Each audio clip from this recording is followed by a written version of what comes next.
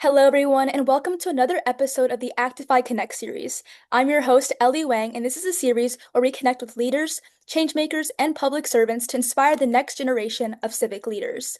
Today, we're honored to be joined by Virginia State Senator Angela William Graves, who represents the 21st Senate District. Senator Graves has dedicated her career to serving a community from her time on the Norfolk City Council and as Vice Mayor to now serving in the Virginia Senate. We're excited to learn more about her journey and the work she's passionate about and the advice she has for the younger generation that are interested in making a difference. Senator Graves, thank you so much for joining us today. Would you like to talk about your background and what first inspired you to pursue a career in public service? Thank you so much for having me. I really do appreciate it. I want to say that young people are so important to not only the future, but right now. And so I'm grateful for the opportunity to be able to lend any of my experience or wisdom or knowledge to young folks and whatnot. Well, to start, I was born and raised here in Norfolk. This is my home. And I went to Catholic private school, graduated from Booker T. Washington High School, um, sowed some of my royal oats, if you will, as a young person, and then went back to school as an adult.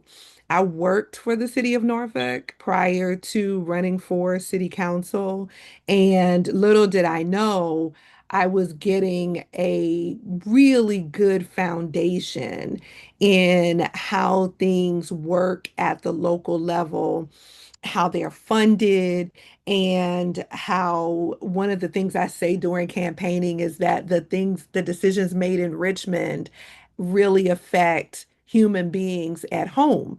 And that is so very true because whether it's a decision on legislation, whether it's a decision on funding, two things are true at once, and that is there's a city of folks who work for the city who have to implement these things, and then there's a city and a community of folks who bears the brunt or they are the beneficiary of the things that we do. And so it's very important, and I got to see that firsthand working in local government. And so that was a blessing for me. It was a learning experience for me, and it was an opportunity for me to really get a good foundation in government.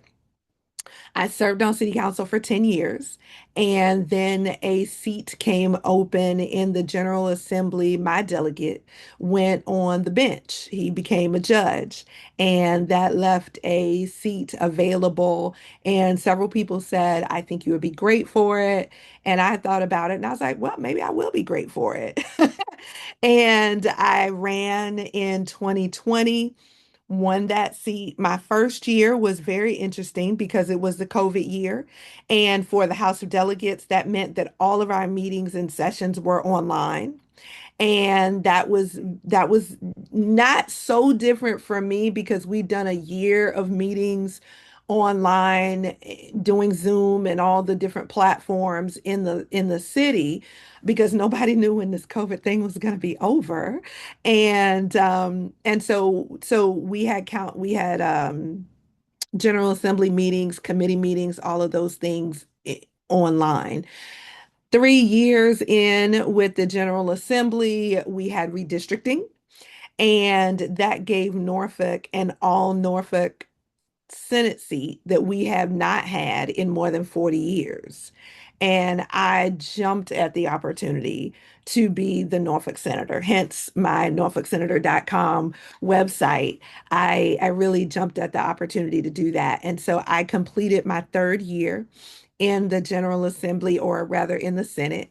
And this is my sixth year in the General Assembly, and a total of 16 years in elected office and about 25 years in just public service, including the time that I worked for the city of Norfolk.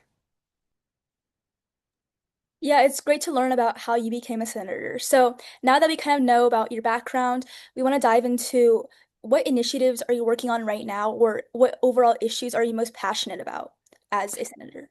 Well, we just got done with the budget. And so right now I am taking a breather. We had special session for the budget, as many of you know, or maybe you don't know, during a budget season, which is always the odd years, we are in session for 60 days. And by the time it is the 60th day, everybody is ready to go home. And so we didn't get a budget this year at the end of session. And so that meant that folks who were on finance and who were negotiating the budget had to work a little bit longer. A lot of us, we couldn't really make any plans to do anything because we were waiting to find out when we were going to come back for the budget. And we finally got a budget. So right now I'm not working on anything except taking a break and finishing up work for my master's in public administration. But to your real point of what is important to me, I think is where you're going with this question. It's bills that have practical impact in a positive way in the Commonwealth of Virginia, particularly in the 21st Senate District, which is the city of Norfolk. I have about 93% of the city of Norfolk in the 21st Senate District. And so bills that bring about positive impact, bills that are very practical. There are legislators sometimes who have focus areas. I haven't found the focus area because what I have found is that there are a lot of different areas where I can make a difference, where something may make sense to me as either a problem that we need to solve or perhaps something that we need to correct. We find a lot of that because of the age of the Constitution that have been in place. So, what may have made sense in 1935 doesn't necessarily make sense in 2026. So, that might be a law that needs to be stricken from the record. It might be a law that needs to be revised or revamped so that it is, what is the word I'm looking for? It resonates with modern day activity for lack of a better term. A couple of the bills that I worked on this session that were very important to me was a weapons in hospitals bill. And a lot of times people go like, why did you need a bill for that? Because the hospitals take thousands of weapons off of people coming into the hospital every day through their metal detection system. And those weapons go range from knives to box cutters to firearms to machetes. Yes, machetes, all of those things that's really not necessary to be in a hospital. And so we passed the bill 2 years in a row. It was vetoed by the previous governor. The current governor signed the bill, and that bill went into effect. And it is a bill that will not only protect hospital workers, and a lot of times people simply think of doctors, right? And they think of the swanky doctor who's, the surgeon and all that kind of stuff. But think about the nurses and think about the nurses' assistants and think about the janitors and think about the ladies who are just sitting at the front desk trying to, take your ID. Those individuals all work in the hospital, plus the people coming to visit their loved ones and the patients, right? Everyone deserves a peaceful and serene experience in the hospital. So that was a bill that was important to me. Another bill that was important to me was brought to me by advocates and that were working within the Department of Corrections. And that bill was regarding visitation for inmates and their families. And during COVID, everybody went to video visitation and no, not a lot of in-person visitation. And our Department of Corrections had not reverted back to pre-COVID visitation, in-person visitation. And the requirements and the rules were inconsistent across facilities. It could be okay in one place and not okay in another. And that's just not the way that we should conduct business with the Commonwealth, with folks who are residents of the Commonwealth of Virginia, nor should we conduct business that way with inmates who are within our care and within our custody. And so the goal of the bill was to ensure that there is is a consistent manner of implementing, yeah, that's the word I'm looking for, implementing visitation within the Department of Corrections. Um, Another bill that was important to me was a bill that allows for localities to negotiate on converting commercial property to residential property. We have a housing crisis, we have a housing shortage, and no one locality is able to be the savior, right, of all of the housing issues. But we do have a lot of vacant buildings. We have a lot of vacant office buildings. People are working remotely more. That's been a thing since COVID. And so the ability of to use those buildings for apartments or condos so that people can, we can add some supply to the housing market. That's something else that was very important to me. And then I'll highlight two more bills that are really just feel goods, but they're impactful. One was a bill that required closed captioning for movies, at least one closed captioned movie for each movie that's featured in the movie theater. And that was brought by one of my colleagues in the House. I carried the Senate version, but Senator Delegate Hernandez carried the House version. His sister is deaf. And he was the first delegate to ever sign language, a point of personal privilege on the floor. And he wanted that bill so that folks like his sister and families like his could enjoy a movie with closed captioning and everybody could have the same great movie going experience. And then the last one is a simple labeling process for folks who maybe have a peanut allergy, who may have some allergen that may be removed from a food item when you're ordering it for delivery. So if you're ordering, and let's say you and all your friends order pancakes, right? And one of the pancakes is supposed to be gluten free, without any kind of label on the takeout, you don't know what's what. Right. And you just gotta kind of figure it out and hope that you don't eat the gluten-free thing, checking, to see which one is which. And so we're requiring restaurants on to-go orders. And they do it in the restaurant, right? When you order something that's gluten-free or peanut-free or whatever, they do it in the restaurant. So this law required them to just label it, some kind of label that says this is the modified version of the order and everything else is whatever it is. So those are some of the things that I've been working on.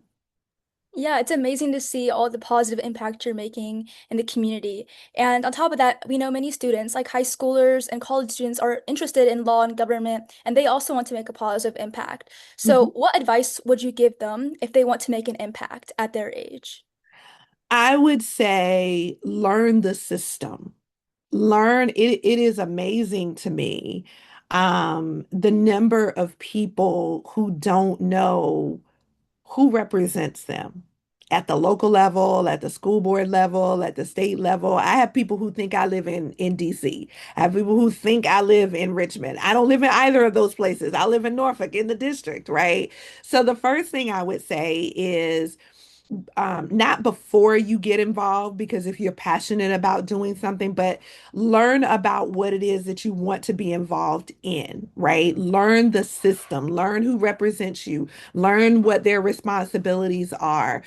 Go to some of the meetings. I know sometimes it may be difficult to get to Richmond, but if you go to your local city council meetings, you can stream them live online and see what's going on. You can stream our meetings when we're in session. You can stream those meetings as well.